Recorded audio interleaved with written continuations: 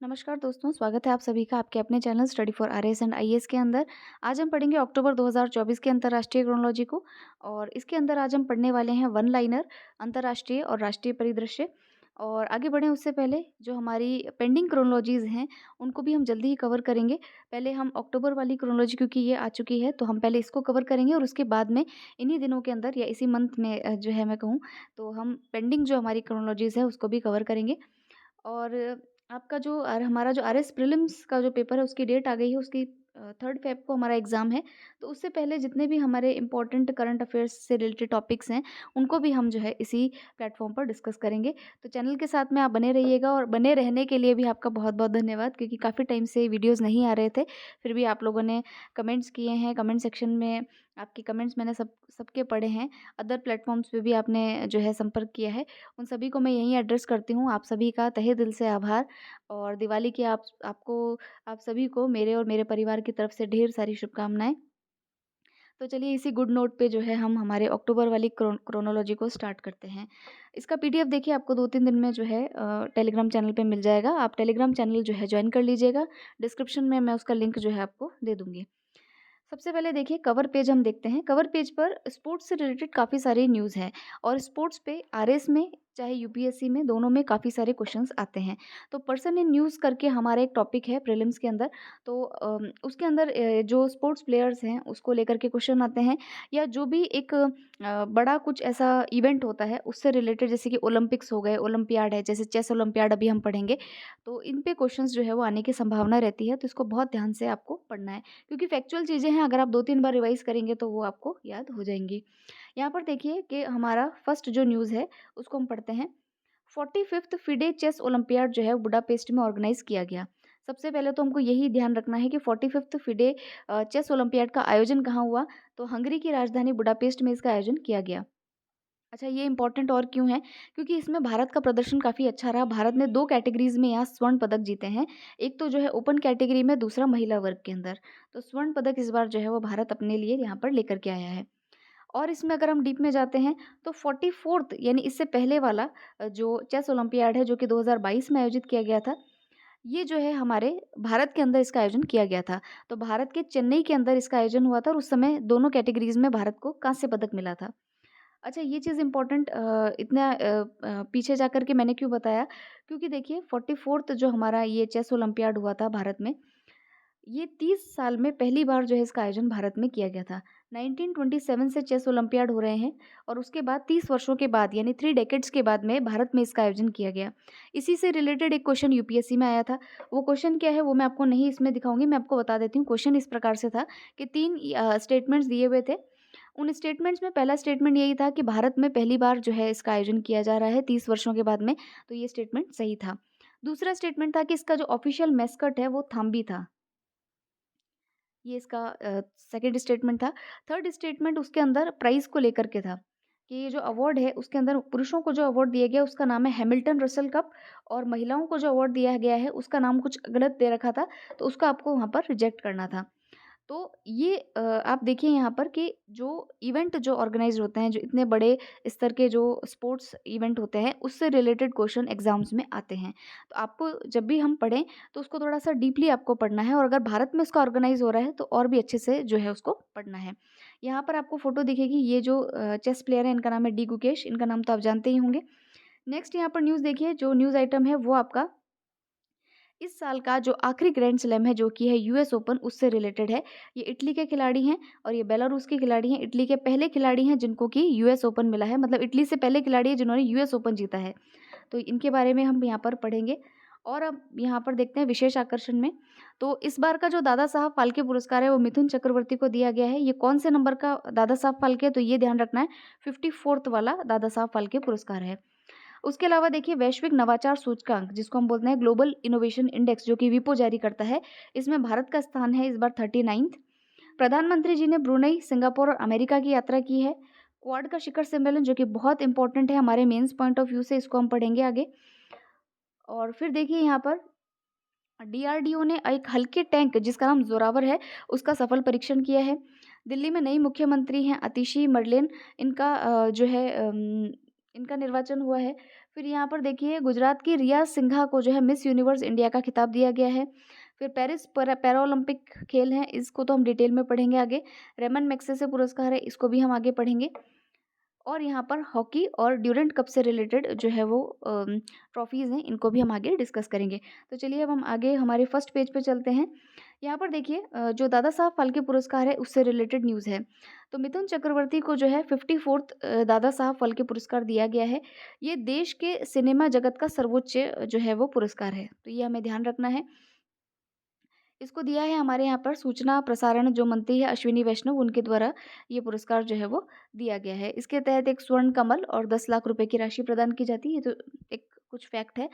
अच्छा, यहाँ पर काम की बात ये है जो इससे रिलेटेड है वो ये है कि 53rd जो दादा साहब फाल्के पुरस्कार है, यानी कि इससे इससे पहले वाला, वो वहीदा रहमान जी को दिया गया है। और यह पुरस्कार प्राप्त करने वाली वो 8वीं महिला रही हैं। तो ऐसा करके क्वेश्चन भी आ सकता है कि आपको दादा साहब फाल्के पुरस्कार से रिलेटेड कुछ व्यक्तियों के नाम दे दे और पूछे कि इनमें से किन महिला को ये पुरस्कार नहीं दिया गया है। तो आपको ये ध्यान रखना है कि कौन-कौन सी 8 महिलाएँ हैं जिनको ये पुरस्कार मिला है। तो लता मंगेशकर, आशा पारेख, ये नाम आपको, और आशा भोसले, ये तो आपको ध्यान रहेंगे। उसके अलावा नाम देख लीजिए कि ये जो है देविका रानी, रूबी मेयर्स, कानन देवी और दुर्गा खोटे, ये नाम आपको ध्यान रखने हैं, ताकि ऐसा अगर कोई क्वेश्चन आए तो आपको इसके बारे में पता रहे। तो ध्यान रखिएगा 54th जो दादा साहब फाल्के पुरस्कार है वो मिथुन चक्रवर्ती को दिया गया है। अब चलते हैं अपन वन लाइनर्स के ऊपर। वन लाइनर्स में पहला वन लाइनर देखिए, प्रसिद्ध जैविक किसान है जिनका नाम है आर पंपमल। ठीक है, अब ये नाम थोड़ा सा प्रोनाउंस कर लीजिएगा। तो अगर आपसे पूछ ले कि हाल ही में चर्चित ये व्यक्ति जो है इनका संबंध किससे है, तो ये प्रसिद्ध जैविक विज्ञानी, जैविक किसान थे और पद्मश्री इनको दिया गया था, और अभी हाल ही में इनका जो है वो निधन हुआ है। तो ध्यान रहेगा कि जैविक जो है किसान ऑर्गेनिक फार्मिंग से रिलेटेड थे। फिर नेक्स्ट देखिए, ग्लोबल ई नेटवर्क की 15 सदस्यीय संचालन समिति का सदस्य जो है वो भारत को चुना गया है। भारत की ओर से ग्लोबल ई नेटवर्क के लिए केंद्रीय प्राधिकरण कौन सा है, तो वो गृह मंत्रालय है। ठीक है, ग्लोबल ई नेटवर्क और गृह मंत्रालय, ये ध्यान रखिएगा, ग्लोबल ई नेटवर्क, गृह मंत्रालय। फिर देखिए F F I film federation of India, आपको पता है इसके ऊपर मेंस के अंदर पूरा बड़ा क्वेश्चन आया था। तो एफएफआई द्वारा किस फिल्म को ऑस्कर 2025 की सर्वश्रेष्ठ विदेशी फिल्मों की श्रेणी में भारत की आधिकारिक जो है प्रविष्टि के रूप में चुना गया है। तो ये आमिर खान की जो प्रोडक्शन हाउस की है लापता लेडीज, उसको जो है यहाँ पर चुना गया है। फिर यहाँ नेक्स्ट देखिए, लोवी इंस्टीट्यूट द्वारा एशिया पावर इंडेक्स में भारत का कौन सा स्थान रहा है। अगर वो ऐसे ही कोई कहते हैं ना, कभी कभी ऐसे ही क्वेश्चन दिया जाता है, अगर ऐसा ही कोई क्वेश्चन आ जाए तो आप ध्यान रखिएगा कि लोवी पावर जो इंस्टीट्यूट द्वारा एशिया पावर इंडेक्स है उसमें भारत की रैंकिंग 3rd है। फिर इंपॉर्टेंट चीज़ है, श्रीलंका की तीसरी महिला प्रधानमंत्री के तौर पर किसने पदभार अभी ग्रहण किया है। तो श्रीलंका की तीसरी महिला प्रधानमंत्री कौन है, सुश्री हरिनी अमरसूरिया। कौन है, हरिनी अमरसूरिया। तो ये अमरसूरिया नाम ध्यान रखिएगा। फिर देखिए, वैश्विक साइबर सुरक्षा सूचकांक में भारत को कौन सा दर्जा प्राप्त है, तो ये भी अपने को ध्यान रखना है। साइबर सुरक्षा के से रिलेटेड टायर 1 के अंदर जो है वो टियर 1 के अंदर जो है वो भारत को रखा गया है। फिर देखिए, टीम पावर, हाल ही में किस केंद्रीय मंत्रालय ने computer security incident response team power का उद्घाटन किया है, तो ये विद्युत मंत्रालय का है। फिर सबसे इम्पोर्टेंट क्वेश्चन, कौन सी टीम ने अभी जो है दिलीप ट्रॉफी जो है वो जीती है, तो इंडिया ए ने जो है ये दिलीप ट्रॉफी को अभी जीता है। फिर देखिए नेक्स्ट, जल शक्ति मंत्रालय ने अभी जल सप्ताह मनाया था, उसकी थीम क्या थी, तो थीम थी इसकी समावेशी जल विकास एवं प्रबंधन के लिए भागीदारी और सहयोग। हालांकि ये तो बड़ा जनरल सा है, कोई नहीं पूछेगा। नेक्स्ट चलते हैं, विवाद से विश्वास योजना किस विभाग के द्वारा शुरू की गई है, तो ये तो बहुत ईजी है, काफ़ी टाइम से चला हुआ आ रहा है, सीबीडीटी के द्वारा है, central board of direct taxes, उसके द्वारा जो है विवाद से विश्वास योजना को चलाया गया है। फिर देखिए यहाँ पर, हाल ही में किस संगठन ने क्षेत्रीय समुद्री सुरक्षा क्षमताओं को बढ़ाने के लिए मैत्री की शुरुआत की है, मतलब कि समुद्र के अंदर जो सुरक्षा है उसको बढ़ाने के लिए मैत्री नाम का एक इनिशिएटिव चलाया गया है। ये क्वाड के द्वारा चलाया गया है और ये काफ़ी इंपॉर्टेंट क्वेश्चन है, ये आपको ध्यान रखना है। मैत्री का फुल फॉर्म क्या है, maritime initiative for training in Indo Pacific, maritime initiative for training in Indo Pacific. फिर देखिए, हाल ही में nuclear power corporation of India limited यानी एनपीसीआईएल ने किस कंपनी के साथ यूएई में स्थित बराक परमाणु ऊर्जा संयंत्र के संचालन और रखरखाव के क्षेत्र में एमओयू किया है। तो यहाँ की एक कंपनी है जिसका नाम है इनेक, ENEC, Emirates nuclear energy company. तो ये ध्यान रखिएगा कि एनपीसीआईएल और यूएई के बीच में जो है ये न्यूक्लियर पावर से रिलेटेड एमओयू साइन हुआ है। नेक्स्ट चलते हैं। हाल ही में गामा इंटरनेशनल फाइटिंग चैंपियनशिप में mixed martial arts MMA fight जीतने वाले पहले भारतीय पुरुष पहलवान कौन है? तो ये इंपॉर्टेंट है क्योंकि इस प्रकार के क्वेश्चन जो एक तो जनरल क्वेश्चंस होते हैं कि हम चेस ओलंपियाड है हम पढ़ेंगे ही उसको, यूएस ओपन है ये सब हम पढ़ते हैं। कुछ ऐसे जो कहते हैं ना बहुत ही हल्के क्वेश्चन होते हैं और वही एग्जाम में आ जाता है। तो हमको ये ध्यान रखना है कि मिक्स्ड मार्शल आर्ट फाइट जीतने वाले पहले भारतीय कौन पुरुष पहलवान रहे हैं? संग्राम सिंह रहे हैं। इनका नाम आपको ध्यान रखना है। फिर देखिए शतरंज ओलंपियाड के ओपन वर्ग और महिला वर्ग में स्वर्ण पदक जीतने वाला देश कौन सा है? तो भारत है। ये हमने अभी पढ़ा था। नेक्स्ट देखिए दिल्ली की कौन सी मुख्यमंत्री है? इनके बारे में हमने पढ़ लिया। अतिशी इनका नाम है और तीसरी ये महिला मुख्यमंत्री हैं। फिर देखिए कौन सा ऐसा देश है जिसने कुष्ठ रोग को समाप्त करने वाला दुनिया का पहला जो है वो देश इसको घोषित किया है डब्ल्यूएचओ ने? तो ये जॉर्डन है। ये इंपॉर्टेंट है, मैंने यहाँ पे मार्क भी किया है। फिर देखिए जो हमारा जयपुर में आयोजित राजस्थान फिल्म फेस्टिवल के 12वें संस्करण में सर्वश्रेष्ठ राजस्थानी फिल्म का पुरस्कार किसे दिया? तो इसका नाम है भवानी। जय भवानी जय भवानी। ठीक है। फिर है मिस यूनिवर्स इंडिया का खिताब किसने जीता है? गुजरात की हैं, इनका नाम है रिया सिंघा। फिर है हॉकी एशिया चैंपियंस ट्रॉफी किस देश में 5वीं बार जीती है? तो भारत ने जो है 5वीं बार इसको हॉकी एशियन चैंपियंस ट्रॉफी जो है वो जीती है। फिर देखिए हाल ही में अमेरिकन ओपन का पुरुष एकल खिताब किसने जीता है? ये बहुत इंपॉर्टेंट है। ये इटली के पहले पुरुष खिलाड़ी हैं जिन्होंने अमेरिकन ओपन जीता है। इस साल का लास्ट ग्रैंड स्लैम है अमेरिकन ओपन। आपको पता है विंबलडन है, ऑस्ट्रेलियन ओपन है, फ्रेंच ओपन है और अमेरिकन ओपन। ये 4 कप जो है एक साल में, इनको ग्रैंड स्लैम कहते हैं। ये खेले जाते हैं। सबसे महत्व विंबलडन का होता है।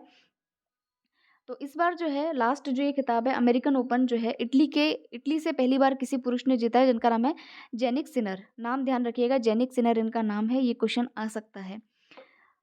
और फिर देखिए यूएस ओपन टेनिस 2024 का महिला एकल खिताब किसने जीता है? तो ये बेलारूस की खिलाड़ी है, इनका नाम है आर्यना सबालेंका। ठीक है। तो ये सबालेंका और सिनर इन दोनों का नाम आपको ध्यान रखना है।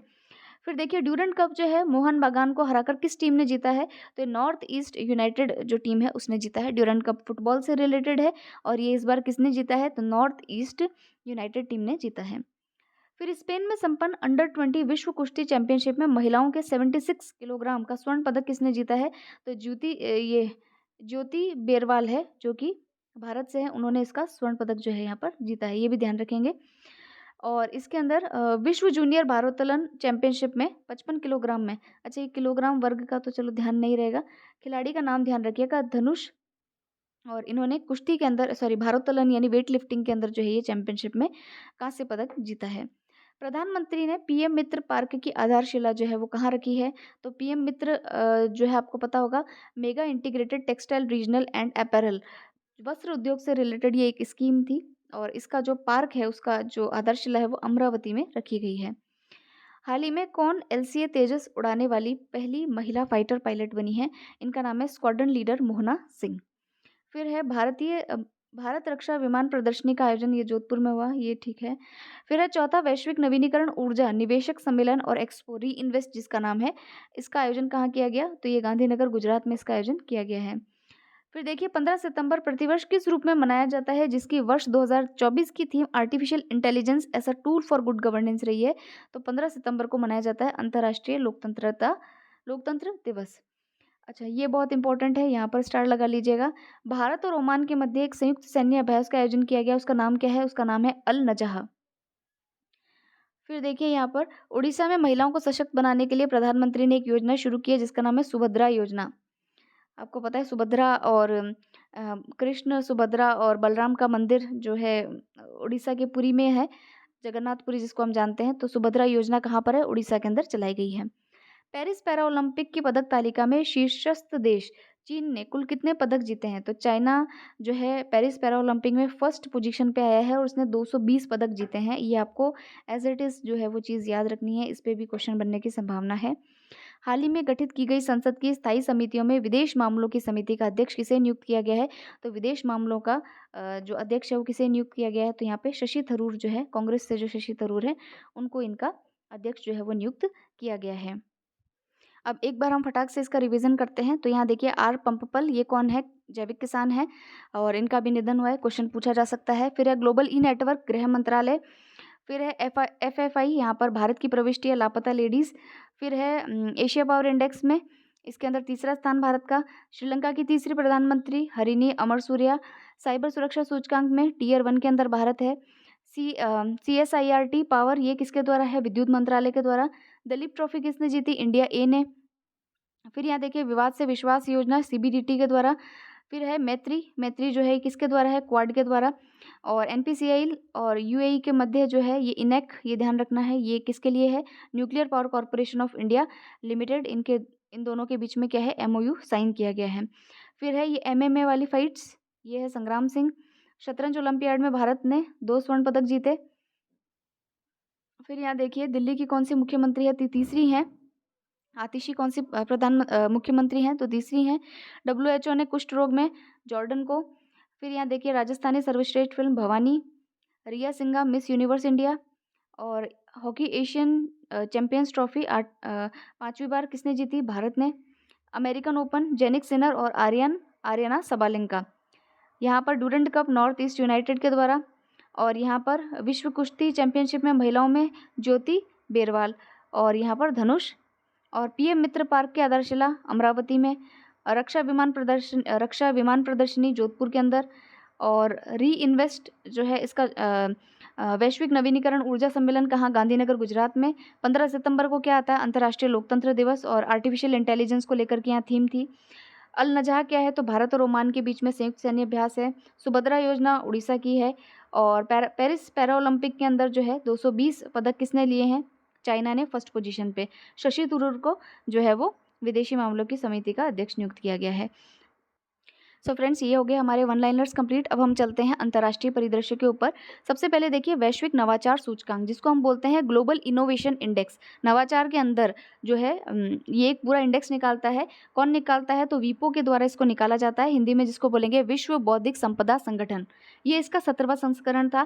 पहला स्थान जो है इसमें स्विट्जरलैंड को मिला है और आखिरी स्थान मिला है अंगोला को। ठीक है, भारत की अगर बात करें तो भारत को इसमें स्थान मिला है 39th। पहले हमारा स्थान कौन सा था? 40वां था, यानी कि अभी इसके अंदर जो है हमारा सुधार हुआ है। 38 स्कोर के साथ 39 हमारा इसमें स्थान है। ठीक है, और ये आप इस लिस्ट यहाँ पर देख सकते हैं। तो सबसे पहले स्थान आता है स्विट्जरलैंड का, सेकंड है स्वीडन का।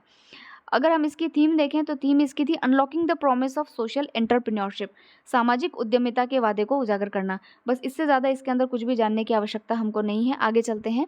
आगे है भारत बना वैश्विक भ्रष्टाचार रोधी ग्लोबल नेटवर्क का जो है वो सदस्य। तो ग्लोबल एंटी करप्शन प्लेटफॉर्म, जिसको ग्लोब नेटवर्क कहा गया है, इसकी 15 सदस्यीय संचालन समिति का सदस्य जो है वो भारत को यहाँ पर चुना गया है। तो ये हम पहले भी पढ़ चुके हैं, हमने अभी रिसेंटली इसको पढ़ा है। तो global anti corruption platform globe network जो है इसमें भारत इसका सदस्य चुना गया है। और यह भारत की तरफ से यहाँ पर गृह मंत्रालय जो है वो इसके अंदर केंद्रीय प्राधिकरण के रूप में कार्य करेगा। फिर चलते हैं नेक्स्ट न्यूज़ पीस पे। वो है प्रधानमंत्री मोदी की अमेरिका की यात्रा। तो अमेरिका के अलावा इन्होंने सिंगापुर और ब्रुनेई की भी यात्रा की है, वो भी हम पढ़ेंगे। सबसे पहले देखते हैं अमेरिका की यात्रा में जो है क्या क्या चीज़ें निकल करके आई है। क्वाड शिखर सम्मेलन, ये बहुत इंपॉर्टेंट है मेंस पॉइंट ऑफ व्यू से। इसको फ्रेंड्स हम थोड़ा सा ध्यान से पढ़ते हैं क्योंकि ये आपके मेंस में इंपॉर्टेंट है। सबसे पहले देखिए क्वाड जो है 4 देशों का जो है वो संगठन है, ये आप सभी लोग जानते हैं। ये इसका 6ठा शिखर सम्मेलन था। तो आपसे क्वेश्चन पूछा जा सकता है कि ये 6ठा शिखर सम्मेलन कहाँ आयोजित किया गया? तो अमेरिका के विल्मिंगटन के अंदर जो है, विल्मिंगटन डेलावेयर में इसको जो है वो आयोजित किया गया है। और इसी के अंदर जो है विल्मिंगटन के नाम से ही विल्मिंगटन घोषणा पत्र जो है वो यहाँ पर जारी किया गया है। तो आपसे हो सकता है मेंस में ऐसा क्वेश्चन पूछे कि विल्मिंगटन घोषणा पत्र के बारे में आप क्या समझते हैं, उसके ऊपर आपको जो है कुछ पॉइंट्स लिखने को कहा जाए, तो वो आपको इसके जो पॉइंट्स है वो हम यहाँ पर पढ़ेंगे। सबसे पहले देखिए इसके अंदर किस किस ने पार्टिसिपेट किया। तो अमेरिका के राष्ट्रपति जो बाइडेन, ऑस्ट्रेलिया के प्रधानमंत्री एंथनी अल्बानीज, जापान के फुमियो किशिदा और भारत के प्रधानमंत्री नरेंद्र मोदी। अब इसकी घोषणाएं क्या क्या थी? तो यहाँ पर देखिए सर्वाइकल कैंसर के उपचार के लिए क्वाड कैंसर मून शॉट जैसी नई पहल की घोषणा की गई है, ये ध्यान रखना है। मैत्री के बारे में अभी हम पढ़ के आए हैं। हिंद महासागर के अंदर प्रशिक्षण के लिए मैत्री नाम का जो है एक संयुक्त अभ्यास जो है वो जो है किया जाएगा इन चारों देशों के द्वारा। और भारत वर्ष 2025 में मैत्री कार्यशाला की मेज़बानी भी यहाँ पर करेगा, ये भी आपको ध्यान रखना है।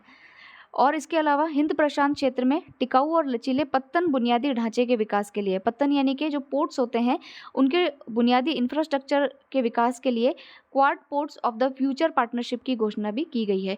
ठीक है, फिर नेक्स्ट जो है इन्होंने क्वाड एट सी शिप ऑब्जर्वर मिशन, ये भी पहली बार इन्होंने 2025 में शुरू करने की घोषणा की है। फिर है डिजिटल सार्वजनिक अवसंरचना के विकास और विस्तार के लिए भी कुछ सिद्धांत है। सेमीकंडक्टर की आपूर्ति के लिए मॉरिशस, भारत द्वारा मॉरिशस के लिए अंतरिक्ष आधारित वेब पोर्टल की स्थापना, ठीक है, ये ठीक है। स्टेम फेलोशिप दी जाएगी। स्टेम का मतलब क्या होता है? साइंस, टेक्नोलॉजी, इंजीनियरिंग और मैथ्स, इसके लिए फेलोशिप दी जाएगी। तो ये सारे जो है विल्मिंगटन घोषणा पत्र की कुछ घोषणाएं हैं जो आपको एग्जाम में अगर पूछी जाए तो वो लिखनी है। और इसमें इंपॉर्टेंट बात क्या है? तो इंपॉर्टेंट बात यह है कि अगला जो शिखर सम्मेलन होगा क्वाड का, वो भारत में आयोजित किया जाएगा 2025 में। ये इंपॉर्टेंट बात है। अब आगे चलते हैं। फिर देखिए कि भारत ने जो प्रधानमंत्री है उन्होंने संयुक्त राष्ट्र में भी एक संबोधन दिया है। वहाँ पर एक सम्मेलन का आयोजन किया गया था संयुक्त राष्ट्र में, जिसका नाम था समिट ऑफ द फ्यूचर। यहाँ पर उन्होंने अपना संबोधन दिया है और इसका विषय था multilateral solutions for a better tomorrow, बेहतर कल के लिए बहुपक्षीय समाधान। बस इसमें इतनी ही बात आपको ध्यान रखनी है। सबसे मेन बात जो यहाँ पर थी, क्वाड का जो सम्मेलन है वो वेलमिंगटन में हुआ, उसका घोषणा पत्र आपको ध्यान रखना है, उसमें क्या क्या बातें कही गई है। और मैत्री के बारे में ध्यान रखिएगा, जो कि हमने अभी पीछे पढ़ा है, आप उसको दोबारा रिवाइज कर लीजिएगा। अब हम चलते हैं भारत और अमेरिका के द्विपक्षीय संबंधों को लेकर के, और इसमें भी आप यहाँ पर आइए, जो इम्पोर्टेंट बात है, भारत के द्वारा 31 general Atomics MQ-9B, 16 sky guardian और 15 सी गार्जियन रिमोट से संचालित विमान और उनके संबंधित उपकरणों की खरीद जो है वो की जाएगी। तो आपसे क्वेश्चन ये पूछा जा सकता है, सी गार्जियन और ये जो है हम किससे खरीद करेंगे? तो भारत जो है अमेरिका से जो है इसकी खरीद जो है वो करेगा। ये आपको यहाँ ध्यान रखना है। फिर है IPF के तहत समझौता यहाँ पर एक किया गया है। तो भारत ने डेलावेयर में प्रधानमंत्री मोदी की उपस्थिति में स्वच्छ अर्थव्यवस्था, निष्पक्ष अर्थव्यवस्था और भारत प्रशांत आर्थिक ढांचे के तहत IPF व्यापक व्यवस्था पर केंद्रित अपनी तरह के पहले समझौते पर हस्ताक्षर यहाँ पर किए हैं। इसका उद्देश्य क्या होगा? तकनीकी सहयोग करना, कार्यबल का विकास करना, क्षमता निर्माण करना, ब्ला ब्ला ब्ला, ये सारी चीज़ें यहाँ पर होंगी। फिर उसके बाद में देखिए इसमें और कुछ नहीं, और कुछ इम्पोर्टेंट चीज़ यहाँ पर नहीं है। तो ये था भारत और अमेरिका की जो है वो सम्मेलन के ऊपर क्वेश्चंस, और क्या क्या इसमें आ सकता है वो मैंने यहाँ पर टिक लगा दिया है, बता भी दिया है। आप उतना ही पढ़िएगा, इतना ही इसमें काम का है। नेक्स्ट चलते हैं, भारत और UAE के मध्य 5 समझौतों पर जो है वो हस्ताक्षर किए गए हैं। तो देखिए इसके अंदर एक ही महत्वपूर्ण समझौता है जो कि हमें ध्यान रखना है। सबसे पहले ये देखिए कि अबू धाबी के अभी क्राउन प्रिंस है शेख खालिद बिन मोहम्मद बिन जायद अल नाहियान, ठीक है। तो ये उनके प्रिंस बनने के बाद में भारत के प्रधानमंत्री की वहाँ पहली यात्रा थी।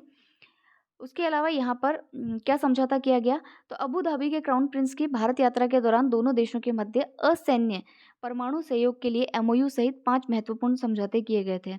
तो असैन्य परमाणु सहयोग का मतलब क्या है? असैन्य का मतलब है कि उस परमाणु जो ऊर्जा है उसका जो यूज़ है वो असैन्य कारणों से किया जाएगा, यानी कि एनर्जी के पर्पज़ से, इलेक्ट्रिसिटी के पर्पज़ से उसका यूज़ जो है वो किया जाएगा।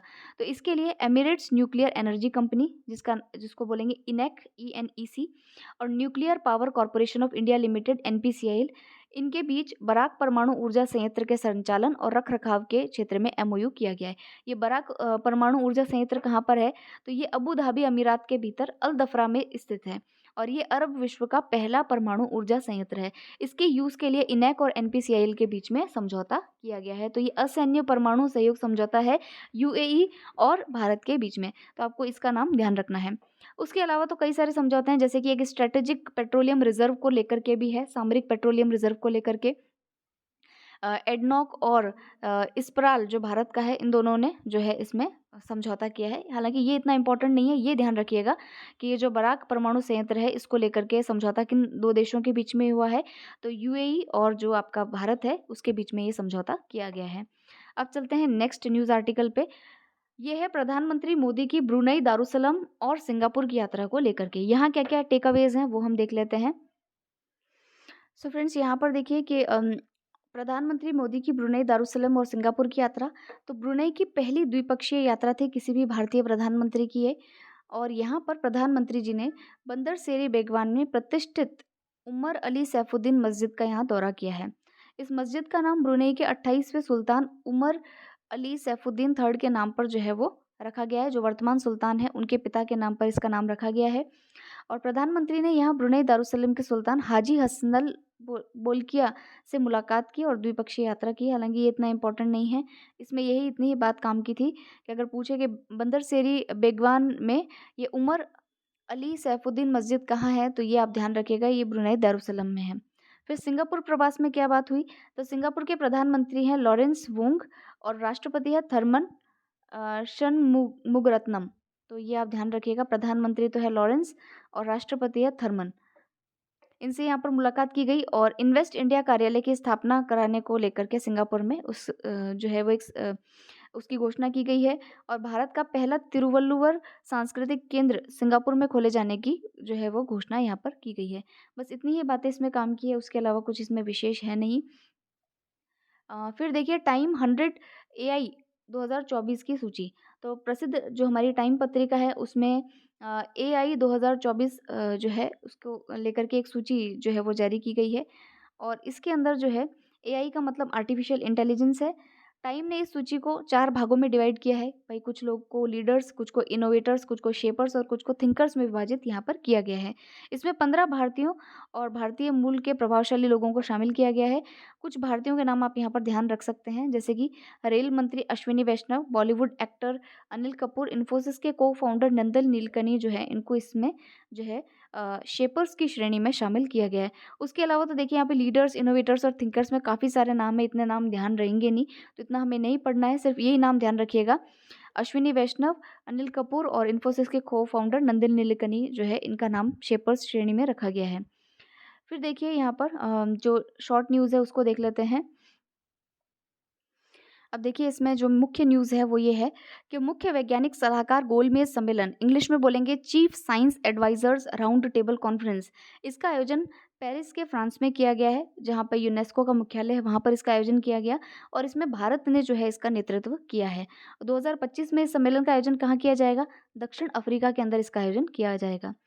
अब चलते हैं शेष इसमें जो है पेज नंबर 15 पे है, तो पहले उसको देख लेते हैं कि 15 पेज नंबर पे क्या-क्या बातें रह गई हैं।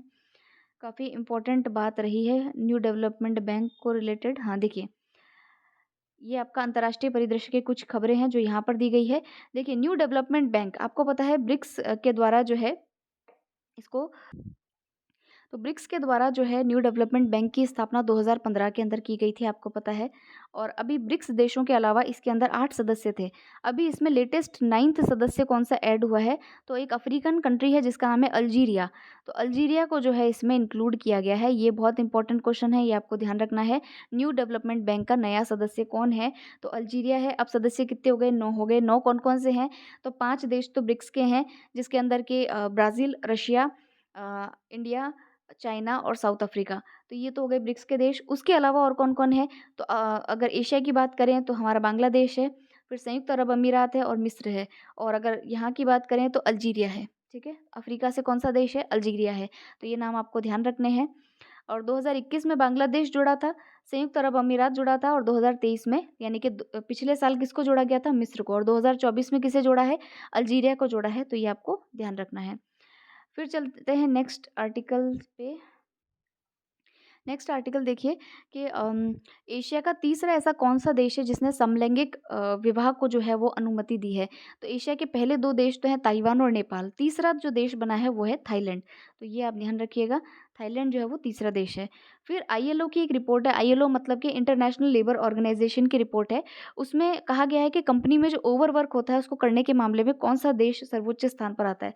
तो सर्वोच्च स्थान पर यहाँ पर भूटान आता है, सेकंड नंबर पे जो है यहाँ पर भारत आता है। यूरोपीय देश ऐसा कौन-सा यूरोपीय देश है जिसने पहली बार कीर्तन जो है उसको संगीत शिक्षा की ग्रेड प्रणाली में शामिल किया है? तो ब्रिटेन ऐसा देश है जिसने इसको शामिल किया है।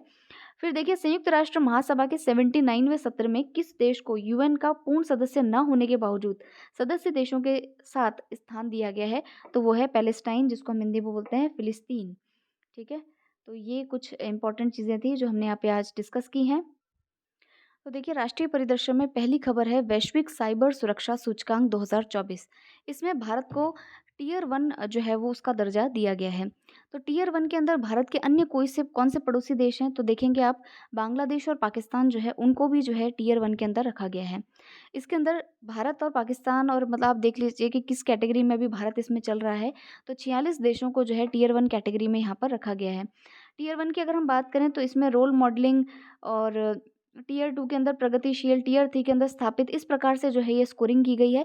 आप सिर्फ़ इतना ध्यान रखिएगा कि भारत को इसमें टियर 1 के अंदर जो है वो रखा गया है। इसको जारी किया है आईटीयू ने, यानी अंतर्राष्ट्रीय दूरसंचार संघ के द्वारा जो है इस वैश्विक साइबर सूचकांक को जारी किया गया है। भारत कौन से उसके अंदर है, तो भारत टियर 1 के अंदर इसमें इंक्लूडेड है। फिर चलते हैं इम्पोर्टेंट न्यूज़ पे, जो कि है केंद्रीय मंत्रिमंडल ने दी एक राष्ट्र एक चुनाव प्रस्ताव को मंजूरी। तो देखिए, ये जो एक राष्ट्र वन नेशन वन इलेक्शन से रिलेटेड जो बात है, इसको सबसे पहले, या इसकी जो कमेटी है, किसकी अध्यक्षता में ये पैनल जो है, किसकी सिफारिशों के आधार पर इसको लाया गया है, तो वो रामनाथ कोविंद जो है इसके अध्यक्ष थे। और उन्होंने जो है इसके बारे में जो है कुछ अपनी जो है रिकमेंडेशंस दी थी। तो अब उसमें क्या है कि हमारे यहाँ पर जो लोकसभा, जिसको हम आम चुनाव कहते हैं, उसके साथ में जितने भी राज्य हैं, उनके विधानसभा के चुनाव है, और जो स्थानीय निकायों के चुनाव है, उनको जो है साथ में कराने की जो है इसमें योजना जो है, उसके लिए, उसको लेकर के सिफ़ारिशें दी गई है। अब वो सिफ़ारिशें क्या-क्या है, वो इम्पोर्टेंट है, क्योंकि हो सकता है इसमें मेंस पे आपके जो है वो क्वेश्चन आ सकता है। अब देखिए, क्योंकि इलेक्शंस से रिलेटेड जो है इसके अंदर जो है चेंजेस किए जाएँगे, क्योंकि एक राष्ट्र और एक चुनाव की सिफ़ारिश का मतलब ही यही है कि चुनाव हमारे एक साथ होने चाहिए। तो इसमें संविधान के अंदर कुछ संशोधन जो है वो भी प्रस्तावित किए गए हैं। वो जो संशोधन है उसको भी हम आगे पढ़ेंगे। बात इसमें ऐसी है कि सबसे पहले लोकसभा और राज्य विधानसभाओं के चुनाव कराए जाएँगे, और उसके बाद में जो है जो हमारे स्थानीय निकाय हैं, मतलब जो हमारे आम चुनाव होने के बाद के 100 दिनों के भीतर जो है हमारे स्थानीय निकायों के जो चुनाव है, उनको भी संपन्न कराया जाएगा। तो अब इसमें 2 संविधान संशोधन लाए जाएँगे। तो पहला संविधान संशोधन तो आएगा लोकसभा और राज्य विधानसभाओं के चुनाव को लेकर के, जिसके के अंदर हमको आपको पता है कि संविधान संशोधन की कुछ प्रक्रियाएँ हैं जो आर्टिकल 368 के अंदर दी गई हैं। आपने ये पॉलिटी में पढ़ा होगा। उसके अंदर संविधान संशोधन में एक संविधान संशोधन ऐसा होता है जिसके के अंदर हमें 50% जो हमारे राज्य हैं, उनकी सहमति भी लेना आवश्यक होता है। तो यहाँ पर जो पहला संविधान संशोधन है, लोकसभा और राज्य विधानसभाओं को लेकर के, इसमें तो हमें जो है आधे राज्यों के अनुमोदन की आवश्यकता नहीं होगी। लेकिन जो दूसरा विधेयक होगा, जिसके के अंदर हमें स्थानीय चुनाव करवाने होंगे साथ में, मतलब कि लोकसभा और विधानसभाओं के चुनाव के 100 दिन के अंदर जो है हमको स्थानीय चुनाव भी करवाने होंगे। तो उसको लेकर के जो संविधान संशोधन आएगा, उसमें हमें कम से कम आधे राज्यों का अनुमोदन की आवश्यकता होगी। तो आप थोड़ा समझने का प्रयास कीजिए, ईज़ी चीज़ है, कोई इतना टफ है इसमें है नहीं। जो अनुशंसाएँ या सिफ़ारिशें दी गई हैं, हमें जस्ट उनको पढ़ना है कि क्या-क्या सिफ़ारिशें इसमें है। तो अगर आपसे पूछ लिया जाए एग्ज़ाम में, तो आप इसमें जो है उसको डील कर सकें क्वेश्चन को। अब देखिए, इसमें संविधान में ऐसे तो 15 संशोधनों की सिफ़ारिश की गई है, 2 हमने मुख्य पढ़ ही लिए। एक तो है, इन्होंने कहा कि 82A अनुच्छेद जो है वो हम इसमें जोड़ेंगे, ठीक है? पहला विधेयक जो होगा वो संविधान में एक नया अनुच्छेद 82A जोड़ने से शुरू होगा। इस अनुच्छेद के तहत क्या होगा, 82A के तहत क्या होगा कि नियत तिथि के बाद आयोजित किसी भी आम चुनाव में निर्वाचित सभी राज्य विधानसभाएं लोकसभाएं के पूर्ण कार्यकाल के अंत में समाप्त होंगी, भले ही उन्हें अपना 5 वर्ष का कार्यकाल पूरा किया हो या नहीं किया गया हो। यानी कि जब इलेक्शंस होंगे लोकसभा और विधानसभाओं के, तो भले ही किसी का जो कार्यकाल है वो पूर्ण हुआ हो या नहीं हुआ हो, उससे पहले ही उसको जो है वो भंग जो है वो कर दिया जाएगा। 7 चुनाव का यही मतलब है कि आपने कितना भी कार्यकाल पूरा किया हो, लेकिन आपको जो है वो इलेक्शंस जब आएँगे, तब आपके जितना भी बचा है वो ऑटोमैटिकली जो है वो डिसॉल्व हो जाएगा। उसके बाद लोकसभा और विधानसभा के चुनाव अपने आप एक साथ होंगे, ठीक है। फिर देखिए, न्यूज़ फैक्ट क्या है यहाँ पे, देश में 1951 से 1967 के दौरान एक साथ निर्वाचन संपन्न हुए थे, क्योंकि वन पार्टी थी, कांग्रेस पार्टी ही थी, और देश जो है वो नया आज़ाद हुआ था। तो इस समय जो है निर्वाचन एक साथ ही संपन्न हुए थे। विधि आयोग ने अपनी 170वीं रिपोर्ट में 5 वर्षों में 1 लोकसभा और सभी विधानसभाओं के लिए एक निर्वाचन का सुझाव दिया था। संसदीय समिति की 79वीं रिपोर्ट जो है उसमें भी, खैर ये तो इतना इम्पोर्टेंट बात नहीं है यहाँ पे, इसको तो हम नहीं पढ़ेंगे। चलते हैं नेक्स्ट आर्टिकल पे। देखिए, ये इम्पोर्टेंट है, आप ध्यान रखिएगा। एक राष्ट्र एक चुनाव जो है उसके प्रस्ताव को अभी मंजूरी मिली है, इम्पोर्टेंट बात है, इसकी सिफारिशों को आपको याद रखना है, और रामनाथ कोविंद पैनल के द्वारा इसको रिकमेंड किया गया है, ये भी आपको ध्यान रखना है। फिर है राज्य खाद्य सुरक्षा सूचकांक, और इसमें केरल जो है लगातार दूसरे वर्ष जो है शीर्ष स्थान पर है। FSSAI यानी भारतीय खाद्य सुरक्षा और मानक प्राधिकरण के द्वारा जो है वो इसको जारी किया जाता है। इतनी ही बात इसमें जो है वो काम की है, इतना ही आपको यहाँ पर ध्यान रखना है। फर्स्ट पोजीशन किसका है, तो फर्स्ट पोजीशन केरला का है। फिर चलते हैं, भारत की जनसंख्या वृद्धि दर में गिरावट जो है, ये SBI की एक रिपोर्ट है, एसबीआई का जो आर्थिक अनुसंधान विभाग है उसने कहा है कि भाई भारत की जनसंख्या वृद्धि में गिरावट दर्ज जो है वो की गई है। और इसमें काफ़ी सारे पॉइंट है जो एग्ज़ाम के रिलेटेड नहीं है, इसलिए हम इसको यहाँ पे स्किप करेंगे। नेक्स्ट पे चलते हैं। देखिए, पर्यटन मंत्रालय के द्वारा सर्वश्रेष्ठ पर्यटन ग्राम प्रतियोगिता 2024 के विजेताओं की घोषणा की गई है। और इसमें अगर आप देखेंगे तो बहुत सारी श्रेणियां हैं। इतना आपको नहीं ध्यान रखना है, ना ये याद रहेंगे। इसमें सिर्फ ये देखिए कि सामुदायिक पर्यटन श्रेणी के अंदर हमारे अजमेर का जो देवमाली स्थान है, गाँव है, उसको जो है यहाँ पर पुरस्कृत किया गया है। तो देवमाली अजमेर राजस्थान को सामुदायिक पर्यटन श्रेणी में पुरस्कार दिया गया है। नेक्स्ट देखिए, दलितों पर अत्याचार के मामले में उत्तर प्रदेश, राजस्थान, मध्य प्रदेश शीर्ष स्थान पर है, लेकिन ऐसे क्वेश्चंस जो है वो एग्जाम में नहीं पूछते हैं, इसलिए भी हम इसको स्किप करेंगे।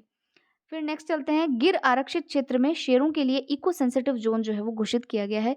ये इंपॉर्टेंट है, आपसे पूछ लेंगे हाल ही में किस में जो है इको सेंसिटिव जोन जो है वो शेरों के लिए घोषित किया गया है। तो गुजरात का जो गिर फॉरेस्ट है वहाँ पर उसको इको सेंसिटिव जोन जो है वो घोषित किया है, ये आपको ध्यान रखना है। फिर नेक्स्ट चलते हैं।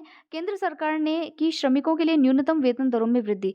तो देखिए, सेंट्रल गवर्नमेंट के द्वारा इसको जो है वो महंगाई भत्ते को जोड़ करके जो है मजदूरी को इंक्रीज किया गया है, वेजेस को इंक्रीज किया गया है। तो यहाँ पर देखिए, अकुशल कार्य क्षेत्र के अंदर 783 प्रतिदिन की जो मजदूरी है वो निर्धारित की गई है। अर्धकुशल व्यक्ति के लिए 868 रुपीज़ की, और कुशल कार्मिक के लिए 954 रुपीज़ की। इतना ही ध्यान रह जाए तो बहुत है। पहला वाला आप ध्यान रखिएगा कि श्रमिकों के लिए में जो है न्यूनतम मजदूरी जो है वो 783 रुपीज़ जो है वो प्रतिदिन की गई है। फिर चलते हैं नेक्स्ट आर्टिकल पे। ये काफ़ी इंपॉर्टेंट है, बहुत इंपॉर्टेंट है, इसको अच्छी तरीके से पढ़िएगा। राष्ट्रपति ने किया सर्वोच्च न्यायालय के प्रतीक चिन्ह का अनावरण। जो हमारा जो सर्वोच्च न्यायालय का प्रतीक चिन्ह है, ध्वज है, उसको चेंज किया गया है। और इसमें जो है नए झंडे के अंदर अशोक चक्र, सुप्रीम कोर्ट की इमारत और भारत के संविधान की कॉपी को भी प्रदर्शित किया गया है। इस ध्वज का रंग जो है वो नीला है। प्रतीक चिन्ह जो है वो देवनागरी लिपि में इसमें भारत का सर्वोच्च न्यायालय और यतो धर्मस्ततो जय है, जहाँ धर्म है वहाँ विजय है, इसको अंकित किया गया है, ये ध्यान रखना है। इसको डिज़ाइन किसने किया है? तो निफ्ट दिल्ली के द्वारा जो है इसको जो है डिज़ाइन किया गया है। नेशनल फैशन प्रौद्योगिकी संस्थान जो दिल्ली है उसके द्वारा इसको डिज़ाइन किया गया है, तो ये भी आपको ध्यान रखना है। फिर केंद्रीय मंत्रिमंडल द्वारा दी गई मिशन मौसम को स्वीकृति। इसका उद्देश्य आपको पता ही है, मौसम का पूर्वानुमान लगाना, चरम मौसम की जो घटनाएं हैं उनके बारे में बताना, क्षमताओं का विकास करना, ब्ला ब्ला ब्ला, सब वही बातें हैं। तो इसको छोड़िए, आगे चलते हैं। 23वें विधि आयोग के गठन को मंजूरी दी गई है। अब आप देखिए, जो विधि आयोग है इसके बारे में हम काफ़ी चीज़ें पढ़ चुके हैं पहले भी, मैं फिर से रिपीट करती हूँ। विधि आयोग जो है विधि आयोग जो है इसको जो है अपॉइंट कौन करता है? तो राष्ट्रपति के द्वारा जो है इसको बनाया जाता है, गठित किया जाता है। ये एक गैर सांविधिक निकाय है। क्या है? गैर सांविधिक निकाय है, नॉन स्टैट्यूटरी जो है ये बॉडी है। और ये एक जो है कार्यकारी यानी एग्जीक्यूटिव जो है ये बॉडी है। ये सलाहकार प्रकृति का होता है, यानी कि इसकी जितनी भी सलाहें हैं वो बाध्यकारी नहीं होती है। अगर हम देखें तो भारत में पहला विधि आयोग जो है लॉर्ड मैकॉले की अध्यक्षता में 1834 में जो है वो जो है कमीशन किया गया था, जिसको हम मैकॉले मिनट्स के नाम से भी हम पढ़ते हैं हिस्ट्री के अंदर। और देखिए इसके अंदर क्या-क्या बातें हैं, तो 22वां जो विधि आयोग था उसका कार्यकाल समाप्त हो गया है 2024 में। और जो 23वां विधि आयोग है 2027 तक जो है ये वर्क करेगा, 2024 से 2027 तक ये वर्क करेगा, 3 सालों के लिए। इसमें संरचना अगर हम देखें तो एक अध्यक्ष होता है, 4 पूर्णकालिक सदस्य होते हैं, पदेन सदस्य के रूप में सचिव होते हैं इसमें कानूनी विभाग के। और इसमें जो है विधायी विभाग के अधिकतम 5 अंशकालिक सदस्य होते हैं। विधि आयोग के अध्यक्ष, पूर्णकालिक सदस्य, सर्वोच्च न्यायालय, उच्च न्यायालय के सेवारत न्यायाधीश जो है वो इसमें जो है वो रखे जाते हैं। इसका कार्य क्या होता है? तो विधि आयोग जो है देश की कानूनी व्यवस्था की समीक्षा करेगा, उसमें न्यायोचित जो परिवर्तन है उसके लिए ये सुझाव देगा। तो सबसे पहली बात, ये एक एग्जीक्यूटिव यानी कार्यकारी बॉडी है। प्रेसिडेंट के द्वारा इसको अपॉइंट किया जाता है। 3 साल का इसका जो है यहाँ पर कार्यकाल रहेगा, 2027 तक। बस ये आपको यहाँ पर ध्यान रखना है। फिर है पश्चिम बंगाल में एंटी रेप बिल को पारित किया गया है, ये भी इतना कोई इम्पोर्टेंट नहीं है। फिर शॉर्ट न्यूज़ में हम चलते हैं। अब देखिए शॉर्ट न्यूज़ में क्या इम्पोर्टेंट है। सबसे पहले है त्यांगसियांग ग्लास्गो पीक। तो ये जो है राष्ट्रीय पर्वतारोहण और साहसिक खेल संस्थान निमास जो है उसने यहाँ पर मतलब उनका जो सदस्य दल है उन्होंने एक अज्ञात जो शिखर है उसको उसके ऊपर जो है चढ़ाई करने में सफलता प्राप्त की है। और इसका नाम जो है छठे जो दलाई लामा है उनके नाम पर जो है त्यांगस्यांग ग्लात्सको जो है वो रखा गया है। तो ये थोड़ा पीक का नाम आप ध्यान रख सकते हैं। हिमालय का ये जो है एक पीक है जिस पे अभी जो है इसको ढूँढा गया है, अभी फाइंड हुआ है इसको। फिर है हाँ, हाँ, हाँ।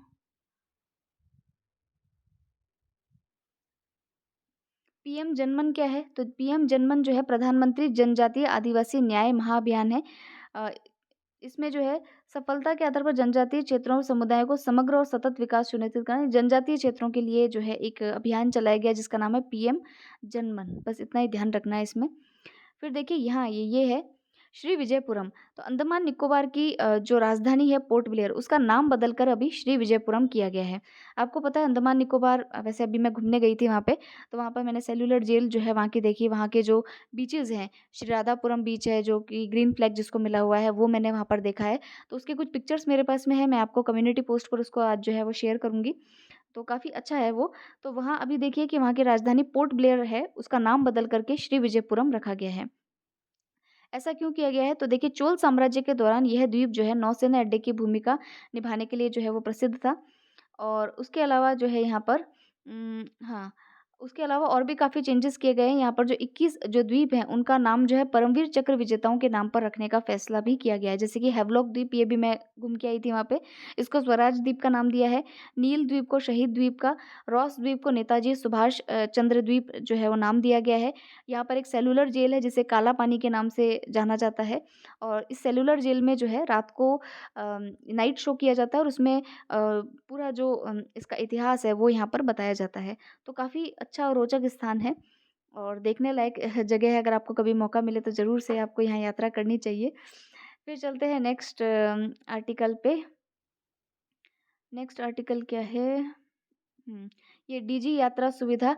तो ये भी अभी हमने काफ़ी यूज़ किया, हम फ्लाइट से गए थे जब, तो वहाँ पर ये डीजी यात्रा जो अगर आप उसमें अपना जो है इसमें क्या होता है कि आप जब भी फ्लाइट आपको अटेंड करनी होती है तो आपके पास एक बोर्डिंग पास होता है और आपकी टिकट्स वगैरह होती है। तो अगर आप डीजी यात्रा ऐप अगर आप आपके उसमें है, जैसे कि 9 हवाई अड्डों के लिए इसको स्वीकृति अभी दी गई है।